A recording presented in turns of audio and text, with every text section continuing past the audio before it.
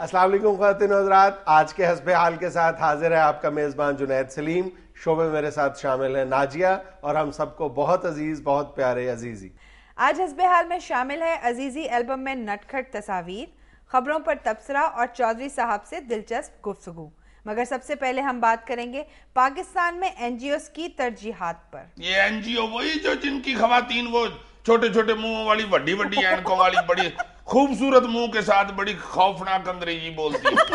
How تم آتے ساتھ ہی شروع.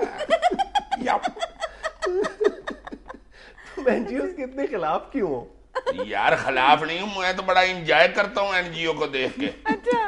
تم این جی اوز کا مطلب پتہ کیا ہے؟ یار این جی او ہوتا ہے نیشنل گیس آرگنائزیشن.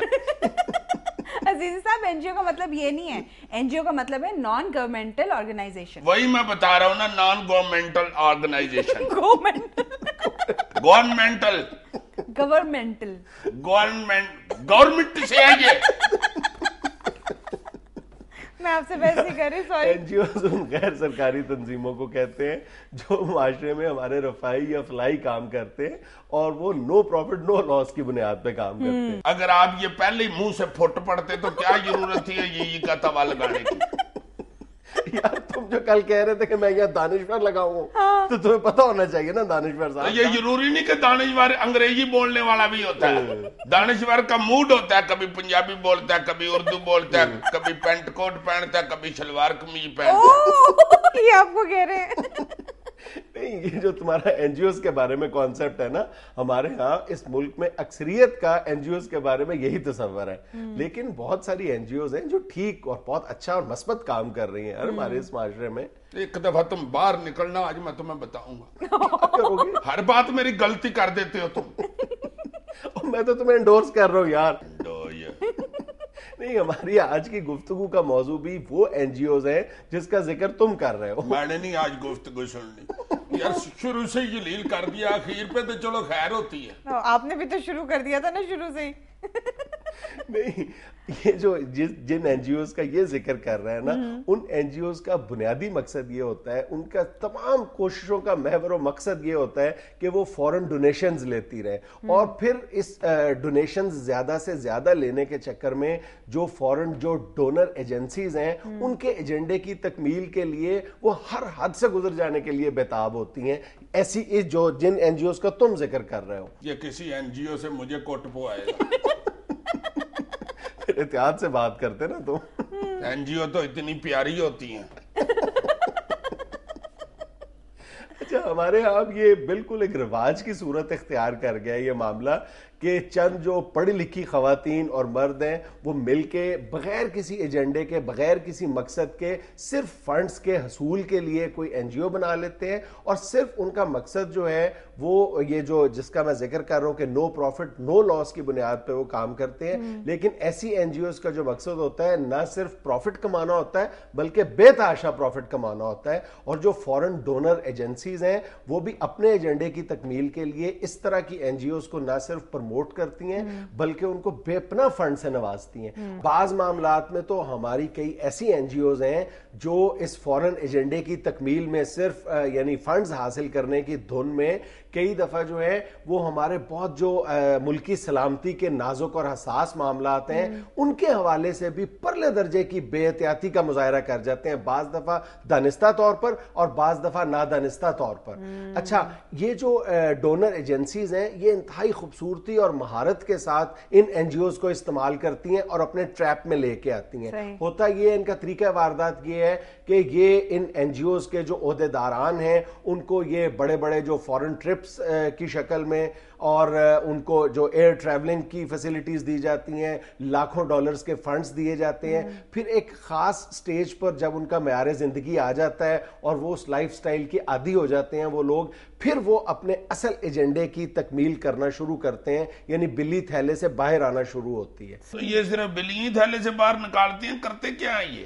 نہیں کرتے تو دیکھو میں نے جیسے شروع میں بات کی ہے کہ کئی ڈونر ایجنسیاں ہیں جو بہت اچھے اچھے کام کروا رہی ہیں ہماری کئی اچھی این جی اوز کے ہاتھوں، لیکن یہاں پر این جی اوز کی بہتات ہے. ایک اندازے کے مطابق اس وقت جو ملک میں رجسٹرڈ این جی اوز کی تعداد ہے وہ 20,000 سے زیادہ ہے، اور جو نان رجسٹرڈ ادارے ہیں اس طرح کے ان کی تعداد تو لاکھوں میں ہے. اچھا، یہ جتنی بھی ایڈ آتی ہے ان این جی اوز کے لیے وہ ظاہر ہے اکنامک افیئر ڈویژن کے تھرو ہی آتی ہے، اور وہ زیادہ تر دو اشکال میں آتی ہے پاکستان میں. ایک ہوتی ہے جو کنڈیشنل گرانٹ ہوتی ہے اور ایک انکنڈیشنل گرانٹ ہوتی ہے. جو کنڈیشنل گرانٹ ہوتی ہے وہ اس کے ساتھ وہ یہ اسپیسیفائی کرتی ہیں ڈونر ایجنسیز کہ آپ نے فلاں فلاں مقصد کے لیے استعمال کرنی ہے اور اس طریقے سے استعمال کرنی ہے. یہ جو کنڈیشنل گرانٹ ہوتی ہے اس میں بھی جو ہماری این جی اوز کے جو کھانے پینے کے طریقے ہیں، جو اندر سے جو انہوں نے جو اصل واردات جو کرنی ہوتی ہے پیسے نکالنے والی، وہ بہت آسانی اور مہارت کے ساتھ کر لیتے ہیں، کیونکہ اس میں یہ جو ایک خاص ایک مد ہوتی ہے ٹریننگ کی. اب ٹریننگ ایک ایسی مد ہے جس میں سے جتنا مرضی پیسہ یہ نکال لیں، جتنا مرضی پیسہ کما لیں، نہ وہ آڈٹ کی زد میں آتی ہیں اور نہ کسی اور جو بھی ان کا کوئی احتساب کا طریقہ ہے کوئی حساب کتاب میں نہیں آتی، جو ٹریننگ کی مد میں پیسے خرچ کیے جاتے ہیں. اور ہماری جو زیادہ بڑی این جی اوز ہیں جو غلط انداز میں کام کرتی ہیں وہ ٹریننگ کی مد میں زیادہ پیسے کماتی ہیں. اور اس طرح کی جو این جی اوز ہیں وہ زیادہ تر جو ہے وہ فیملی افیئر کی شکل میں ہی کام کرتی ہیں. میاں بیوی نے مل کے بنائی ہوتی ہے، ایک جو یا بیوی ٹرینر بن جاتی ہے تو جو شوہر ہے وہ سی ای او این جی او کا بن کے بیٹھ جاتا ہے اور ساتھ وہ اپنے کسی بیٹے یا بیٹی کو لگا لیتے ہیں. آپس میں سارے لگے ہوتے ہیں، ساری فیملی این جی او کی افسر ہوتی ہے. ہاں بالکل. اور وہ بورڈ آف ڈائریکٹرز جو ہے ان کا اس میں بھی جو چچا بھتیجا پھپھو سارے شامل ہو جاتے ہیں. اور تنخواہیں بھی اپنی مرضی کی لگائی ہوئی ہیں. میری این جی او اور میں نے خامد کی تنخواہ 2.5 لاکھ رکھی ہوئی ہے. بالکل. اور بے پناہ تنخواہیں ہیں ان کی. اور آڈٹ میں بھی یہ اس طرح الو بناتے ہیں آڈٹ اداروں کو جس کی کوئی حد حساب ہی نہیں ہے. مطلب ابھی مجھے کچھ دن پہلے میرے ایک دوست نے بتایا تھا کہ جب وہ آڈٹ کے لیے گیا ایک بڑی این جی او کے، تو اس کے ایک دن میں اس نے لکھا ہوا تھا کہ 2600 روپے کے 2 افراد نے پکوڑے کھائے ہیں. Would you believe it? Yes, I believe it. Because انگریز don't know about پکوڑاز. وہ بیچارہ فائل میں دیکھ کے پکوڑا یہی سمجھتا ہے شاید کوئی یہ پاکستانی مشین ہے. اس کو کیا پتا ہے 5 روپے کا بیسن لے تو انیڑے پکوڑے بن جاتے ہیں. اچھا، یہ جو فورن ہماری ڈونر ایجنسیز ہیں یہ اپنے ہڈن ایجنڈے کی تکمیل کے لیے ہر حد سے گزر جاتی ہیں اور ان این جی اوز کو اس خوبصورتی اور مہارت کے ساتھ استعمال کرتی ہیں کہ خود کافی عرصے بعد جا کے ان این جی اوز کو پتہ چلتا ہے کہ وہ کیا کام کر رہی ہیں اور کس کے لیے کام کر رہی ہیں. لیکن اس وقت تک یہ اتنی اس دلدل میں دھس چکی ہوتی ہیں کہ اس دلدل سے باہر نکلنا ان این جی اوز کے لیے ممکن نہیں ہوتا. ابھی حال ہی میں اسی حوالے سے ایک بہت ہی ناقابل یقین واقعہ سامنے آیا تھا کہ ایک این جی او اس شہر میں کام کر رہی تھی پینے کے صاف پانی کی فراہمی کے حوالے سے، اور اس کو ڈونر ایجنسی نے اس کے ذمہ یہ کام لگایا کہ لاہور میں ان گھروں کے کوائف اس کو مہیا کیے جائے جن گھروں میں ایسے لوگ رہتے ہیں جو 3 نسلوں سے ایک مخصوص سیاسی جماعت سے وابستہ ہے. اور اس این جی او نے کہا کہ جناب یہ تو ہمارا کام نہیں ہے، ہم تو پینے کے پانی پر کام کر رہے ہیں. تو یہ جواب موصول ہوتے ہی اس ڈونر ایجنسی نے تمام فنڈز اس کے روک دیے. ان کی جو بات نہ مانے وہ تو آگے سے کہہ دیتے ہیں چلو دوڑو. اچھا، ہم اسی بات کو کنٹینیو کرتے ہیں لیکن ایک بریک لے لیں. ناظرین یہاں ہم لیتے ہیں ایک چھوٹی سی بریک، ہمارے ساتھ رہیے گا. اور اگر کوئی نہ دوڑے تو یہ آگے سے دلتیاں بھی مارتی ہیں.